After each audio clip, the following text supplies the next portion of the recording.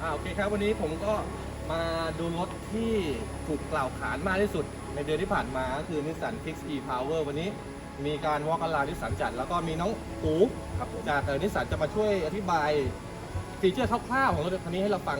ก่อนโอเคว่าก่อนเลยครับได้ครับก็เริ่มจากดีไซน์ภายหน้านะครับก็คือจะเห็นว่าเป็น V shape เป็น Big V shape นะครับซึ่งเป็นซิกเนเจอร์ของนิสสันนะครับแล้วก็ตามมาด้วยหลอดไฟหน้าของเรานะครับก็คือจะเป็น LED ทั้งหมดนะครับเป็น LED daytime running light แล้วก็เป็น LED ทั้งไฟหลีแล้วก็ไฟสูงนะครับรวมถึง LED ตัวที่เป็นไฟเลี้ยวด้วยนะครับผมชอบตรงนี้มากตรงนี้ไม่มีคำตรงโลโก้นิสสันอยู่จะไปนะมันก็ดู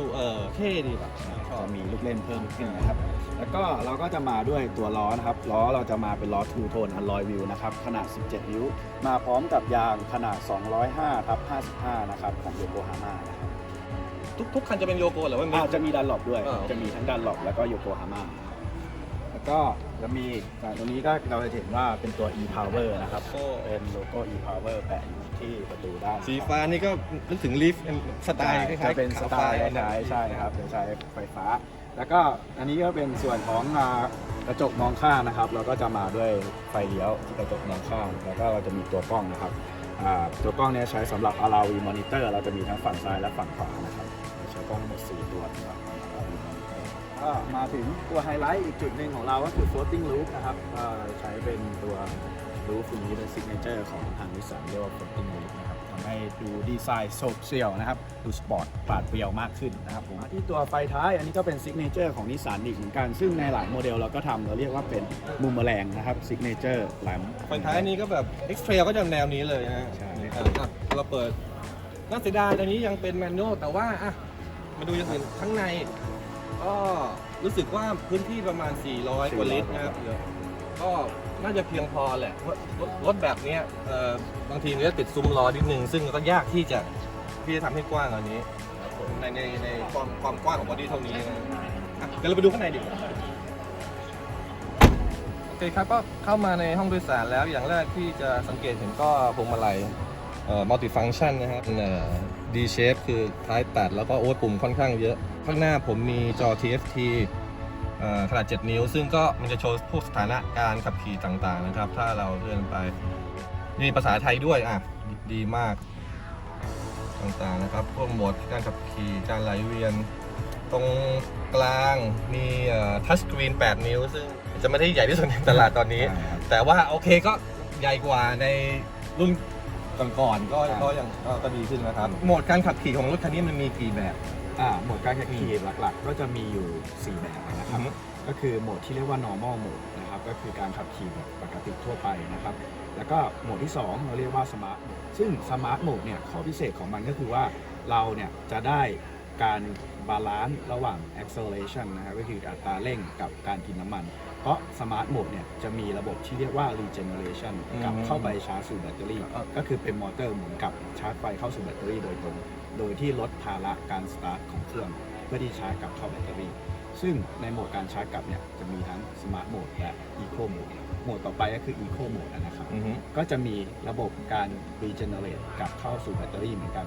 นะครับ Eco Mode ต่างกันยังไง Eco Mode ก็อย่างที่บอกว่าเรา Eco นะครับก็คือการชาร์จไฟกลับเนี่ยเท่าเดิมนะครับแต่ว่าส่วนที่เป็นลดลงก็คืออัตราเร่งเพราะฉะนั้นการลดอัตราเร่งลงเนี่ยเครื่องก็จะทำงานน้อยลงตามไปด้วยนะครับผม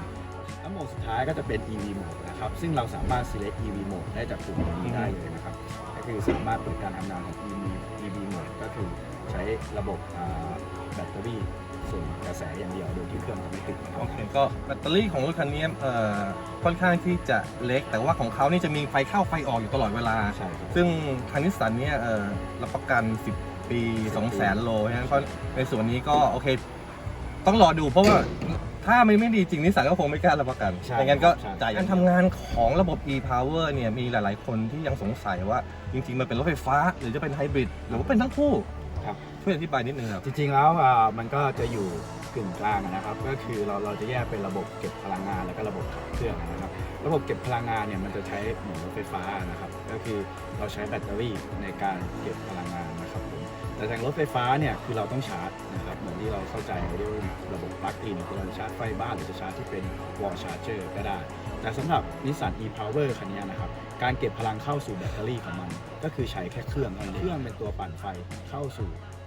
แบตเตอรี่นะครับการปั่นไฟเข้าสู่แบตเตอรี่นั้นเครื่องจะทำงานส่งพลังไปที่เจเนเรเตอร์นะครับเจเนเรเตอร์ส่งไปที่ตัวอินเวอร์เตอร์อินเวอร์เตอร์ก็จะแปลงกระแสไฟนะครับกลับเข้าไปเก็บที่แบตเตอรี่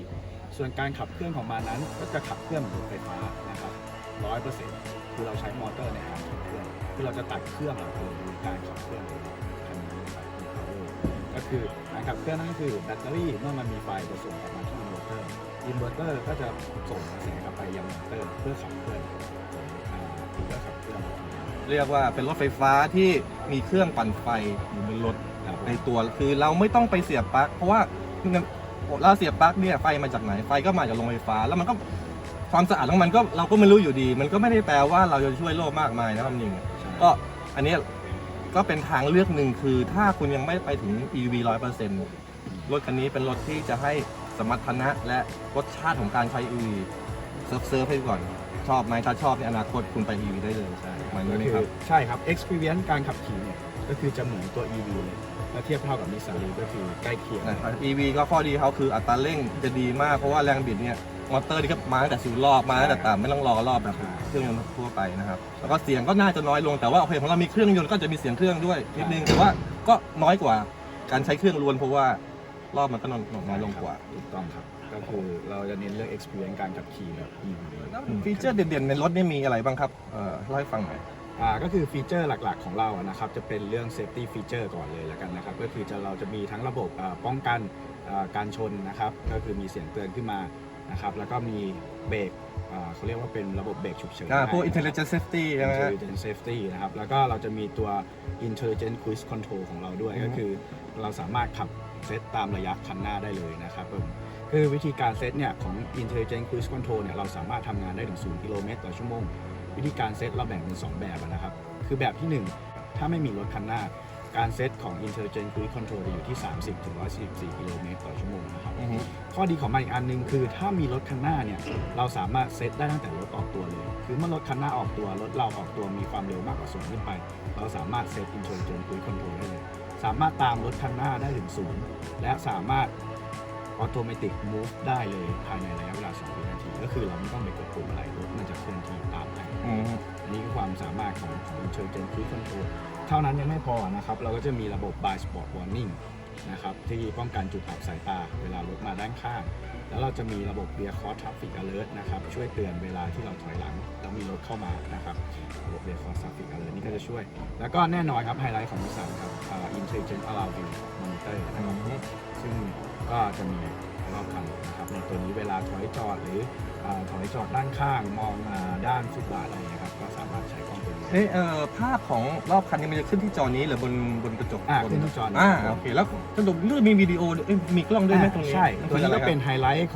ของตัวนิสสันคิกอีกตัวหนึ่งนะครับคือเราเรียกว่า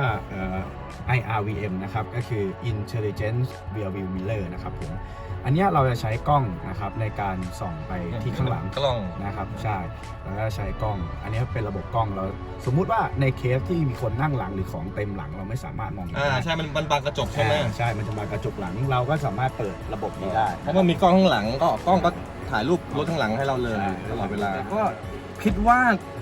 สื่อจะได้ทดสอบคันนี้น่าจะกรกฎาก็เดี๋ยวเรามาเจอกันใหม่ครั้งหนึ่งกรกฎากับ Nissan Kicks e-Power ในเรื่องการ Test Drive วันนี้ก็เอาข้อมูลสั้นๆแค่นี้ไปก่อนโอเคครับสวัสดีครับขอบคุณครับ